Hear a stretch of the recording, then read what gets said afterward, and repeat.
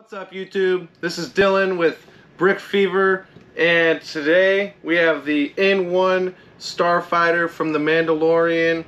This is Mando's new ship after he blew up his Razorcrest. I'm pretty sure it's been a minute since I've seen it, but today we're gonna get into the review. We did a speed build on this. This used to be an Aston Martin DB5 007 Lego. This is actually an alt build, but before we get into it, subscribe, hit the bell, and don't forget to like this video. If you like this video, it's going to help push this algorithm and continue to grow our channel. This will be the first video since we broke 100 subscribers. Thanks to everybody that has been supporting me from day one, and it's only going up from here. Let's get into it. So this set is just, I think it's about 950 pieces. I'm not quite sure on the count, but it comes with a really nice set showcase stand they made out of the Technic pieces, and a nice base with standard studs. That's really basic, but kind of unique in how the offset holds the engine bay essentially, and it's very centered.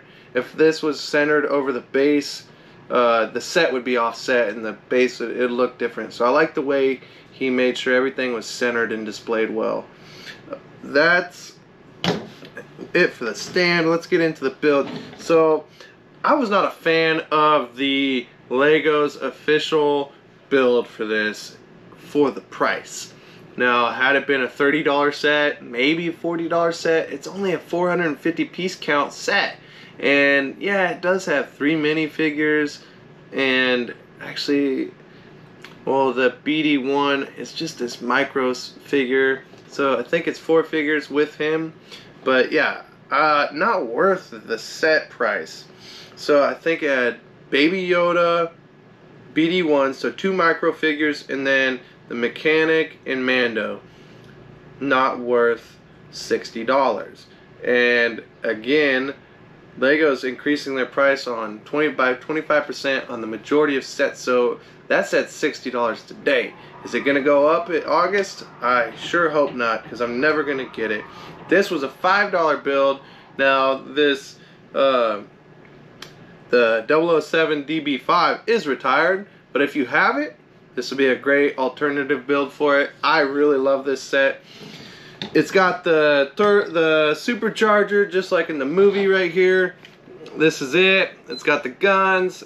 It's got the way they use the chrome metallic pieces from the car.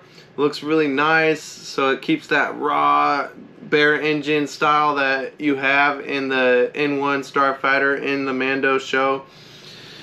The windows, so it's not with the bubble for like where the droid would be, the mech droid, but where they put Baby Yoda, but they did address it. So mine already had stickers. The one that he did, it was the set, the 007 set without stickers. So I had already built mine, so it has stickers on these windows, but that's okay. That would be where Baby Yoda was, or Grogu. Should address him correctly.